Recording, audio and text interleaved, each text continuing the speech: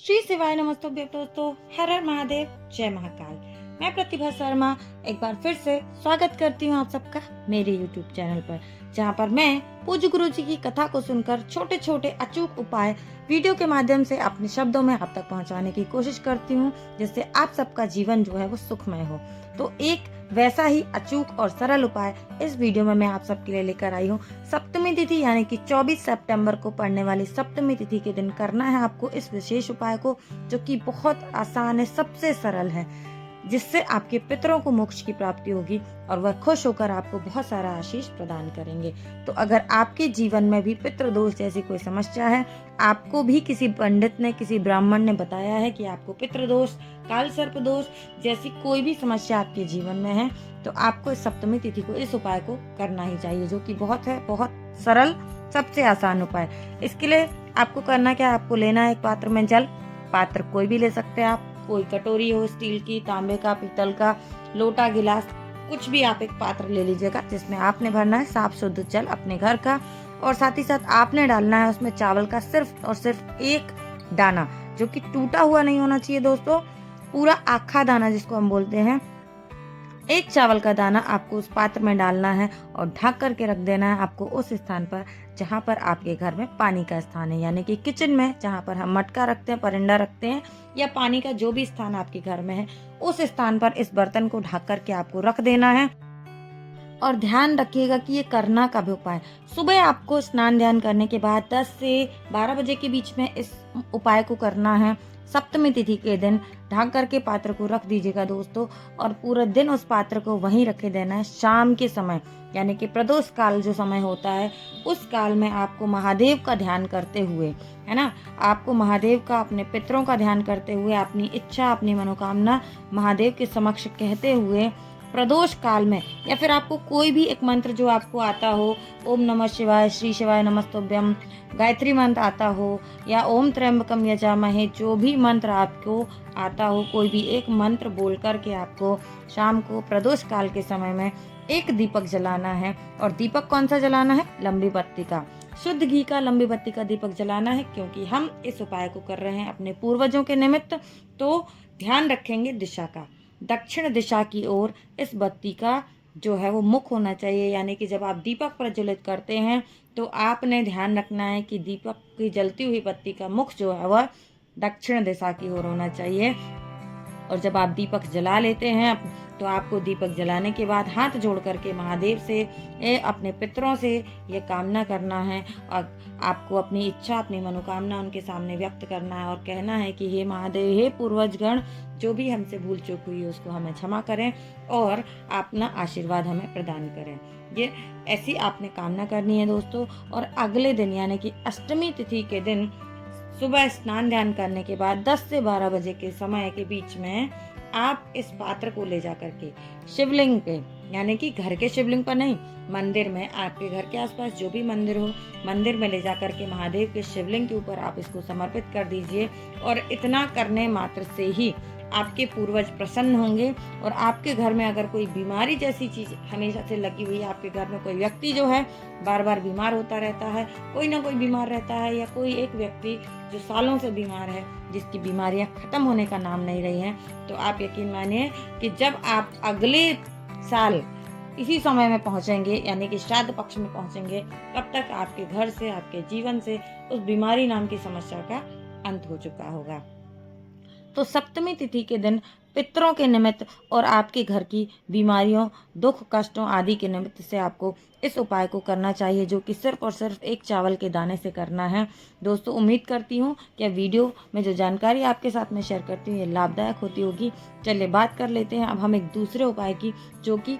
बहुत सरल है और बहुत ही। अब यहाँ पर हमें लेने हैं 2 चावल के दाने। पहला उपाय जो वीडियो में मैंने आपको बताया वो सिर्फ और सिर्फ एक चावल के दाने से करना था। दूसरा उपाय जो है वो 2 चावल के दाने के साथ करना है। करना क्या है आपको,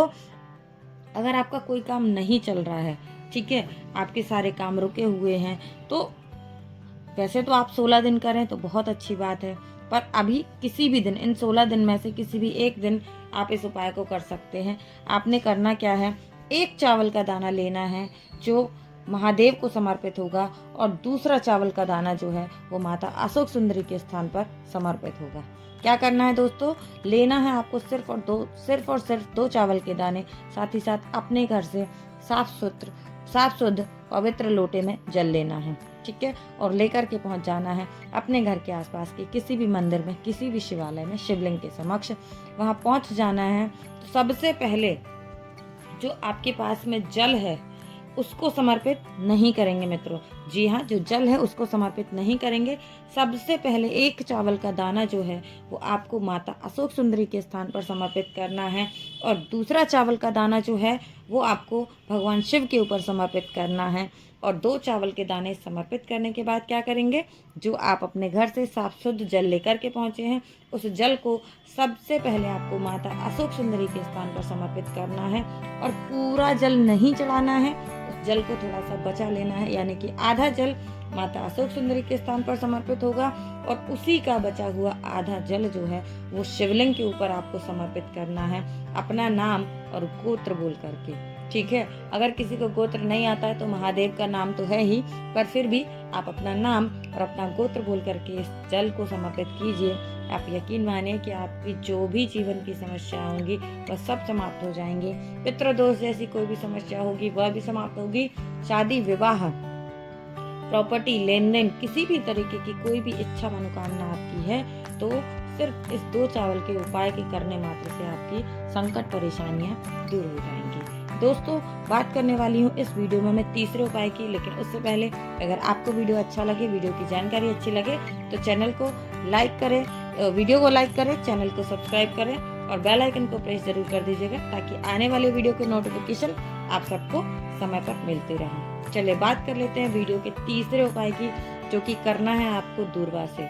और 5 बेलपत्र, यानी कि लेना है आपको महादेव का एक विशेष नाम और इसके साथ करना है आपको दूर्वा और 5 बेलपत्र से यह उपाय। तो क्या करना है दोस्तों, आपने लेनी है 7 दूर्वा और 5 बेलपत्र, लेकर के पहुंच जाना है महादेव के शिवलिंग के समक्ष। और क्या करना है, सबसे पहले तो इस उपाय को क्यों करना है ये मैं आपको बता देती हूँ कि कहीं भी अगर आपका जमीन प्रॉपर्टी को लेकर कोई काम रुका हुआ है, कोई भी काम आपका अड़चन में है अगर, तो आपको इस उपाय को करना चाहिए, जिसमें लेनी है आपने 7 दूर्वा, 5 बेलपत्र और एक विशेष नाम। जी हाँ दोस्तों, भगवान शिव का एक विशेष नाम है लकुलेश महादेव। इस नाम के साथ में हम करने वाले हैं इस उपाय को। क्या करना है, आपने एक पात्र में लेना है जल, 5 बेलपत्र और 7 दूर्वा अपने दूसरे हाथ में लेकर के पहुंच जाइए महादेव के शिव और मंदिर में पहुंच करके सर्वप्रथम आपने 1 लोटा जल जो लेकर के आए हैं उसको समर्पित करना है। और जो 7 दूर्वा, 5 बेलपत्र हैं, भगवान महादेव के एक विशेष नाम लकुलेश महादेव, मैं फिर से रिपीट कर रही हूँ, लकुलेश महादेव के नाम से अगर आपने इस उपाय को कर लिया, इस बेलपत्र और दूर्वा को भगवान शिव को समर्पित कर दिया, तो आपकी जो भी जमीन मकान को लेकर के कोई समस्या है, आप कोई खरीदना चाहते हैं, आपका मकान नहीं आप लेना चाहते हैं, आपकी कोई जमीन में पैसे अटक गए हैं, मिल नहीं रहा है, आप कोई मकान बेचना चाहते हैं, तो ऐसी कोई भी अगर जमीन और मकान की आपकी समस्या है तो यकीन मानिए कि इस उपाय को करने से 7 बेलपत्र, 7 दूर्वा, 5 बेलपत्र और लकुलेश महादेव के नाम से इस उपाय को अगर आप करते हैं तो आपकी ये सारी समस्याएं समाप्त हो जाती हैं दोस्तों। तो सप्तमी तिथि के दिन ये छोटे छोटे से उपाय अगर आपने कर लिए तो पितृदोष की कोई भी आपकी समस्या है वो भी और आपकी इच्छा मनोकामना जो भी है वह महादेव जरूर पूर्ण करेंगे। उम्मीद करती हूँ दोस्तों वीडियो में जो जानकारी मैं आपके साथ शेयर करती हूँ ये आपके लिए लाभदायक होगी। पूज्य गुरु जी की कथा को सुनकर वीडियो के माध्यम से अपने शब्दों में मैं कुछ जानकारी आप तक पहुंचाती हूं। अगर आपके लिए अच्छी लगे तो वीडियो को लाइक करें, ज्यादा से ज्यादा लोगों तक शेयर कीजिए, चैनल को सब्सक्राइब सभी को करना है और कमेंट में महादेव का एक नाम जरूर लिखें। मिलेंगे अगले वीडियो में नई जानकारी के साथ, तब तक के लिए श्री शिवाय नमस्तुभ्यम। हर हर महादेव, जय महाकाल, जय पितृदेव।